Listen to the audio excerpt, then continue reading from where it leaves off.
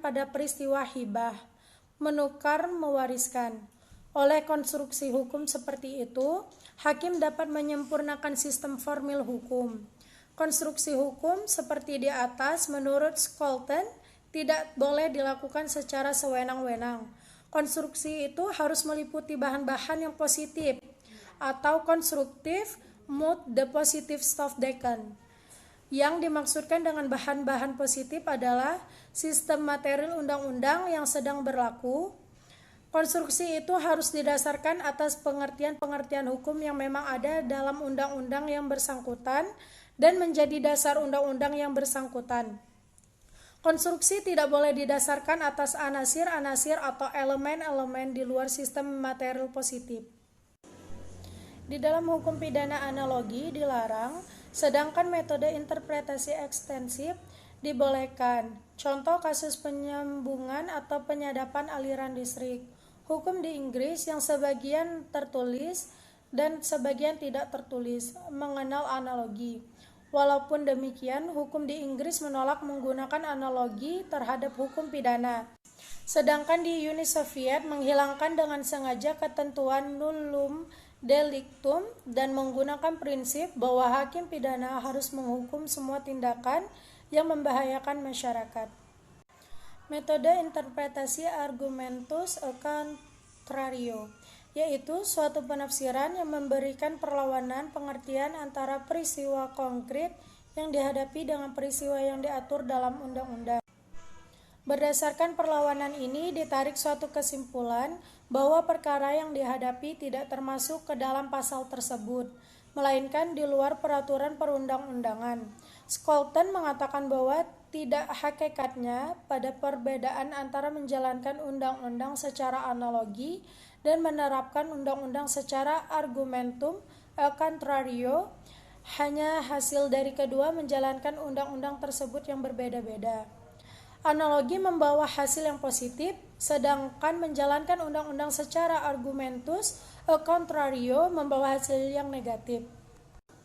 Contoh dari metode interpretasi argumentus a contrario adalah dalam pasal 34 KUH Perdata menyatakan bahwa seorang perempuan tidak dibenarkan menikah lagi sebelum lewat suatu jangka waktu tertentu, yaitu 300 hari sejak perceraian dengan suaminya. Berdasar argumentus a contrario atau kebalikannya, maka ketentuan tersebut tidak berlaku bagi lelaki atau pria.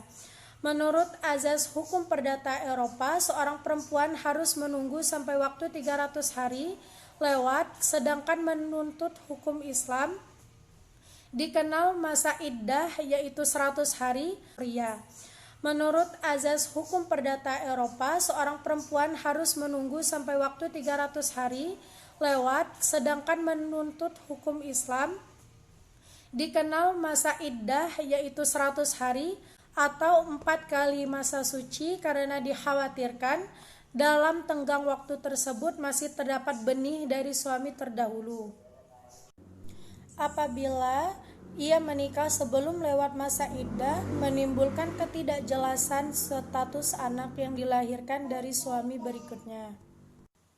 Teori tambahan yaitu teori penafsiran filosofis, yang mana penafsiran dengan fokus perhatian pada aspek filosofis. Misalnya, ide negara hukum dalam Konstitusi Republik Prancis, artikel 66, no person may be detained arbitrarily.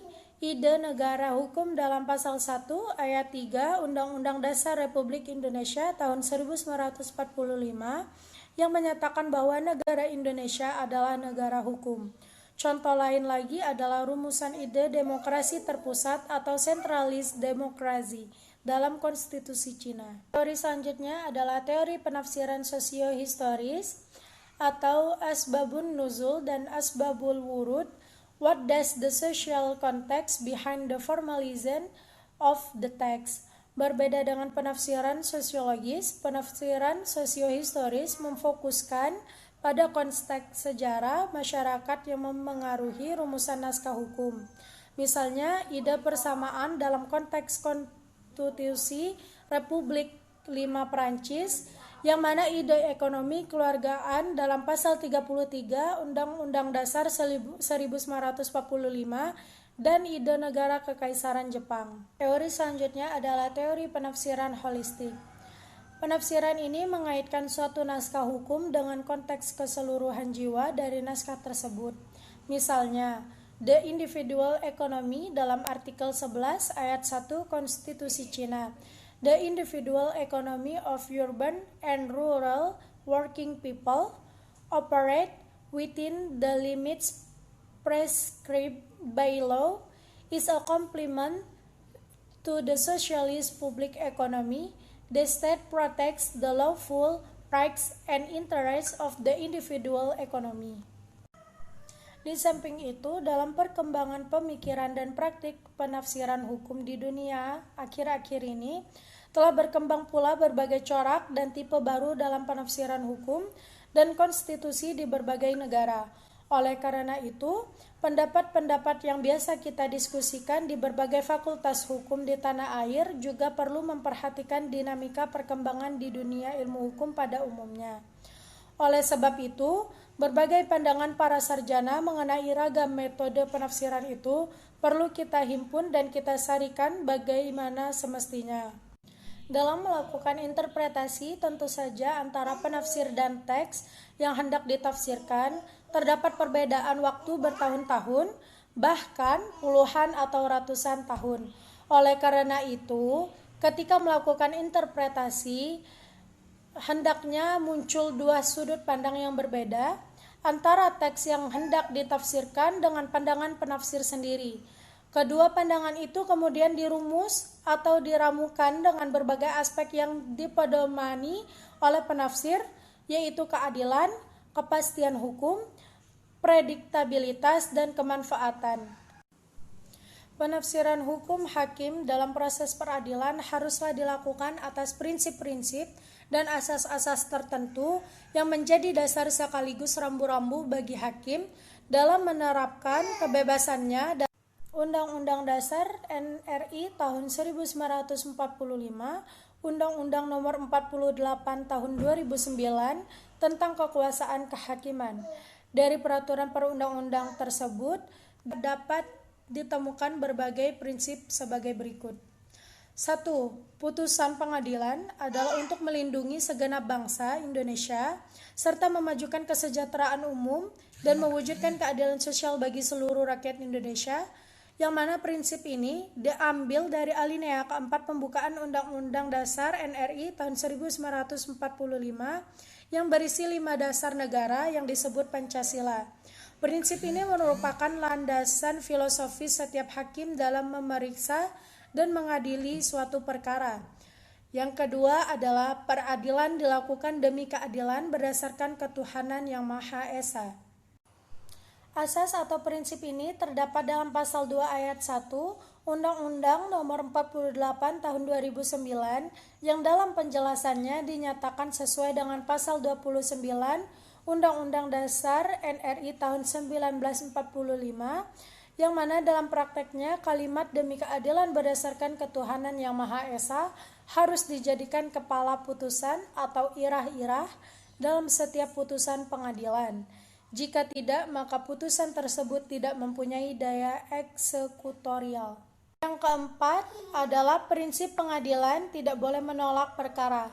Prinsip ini tertuang dalam pasal 10 ayat 1 yang menyatakan bahwa pengadilan tidak boleh menolak atau memeriksa, mengadili, dan memutus suatu perkara yang diajukan dengan dalih bahwa hukum tidak ada atau kurang, melainkan wajib untuk memeriksa dan mengadilinya. Yang kelima adalah hakim wajib mewakili, mengikuti, memahami nilai hukum dan rasa keadilan yang hidup dalam masyarakat. Prinsip tersebut di atas dimaksudkan agar putusan hakim dapat sesuai dengan hukum dan rasa keadilan bagi masyarakat. Penafsiran hukum oleh hakim dalam proses peradilan haruslah dilakukan dengan prinsip-prinsip dan asas-asas tertentu. yang menjadi dasar sekaligus rambu-rambu bagi hakim dalam menerapkan kebebasannya dalam menemukan dan menciptakan hukum. Dalam upaya penafsiran hukum, maka seorang hakim mengetahui prinsip-prinsip peradilan yang ada dalam peraturan perundang-undangan yang berkaitan dengan dunia peradilan.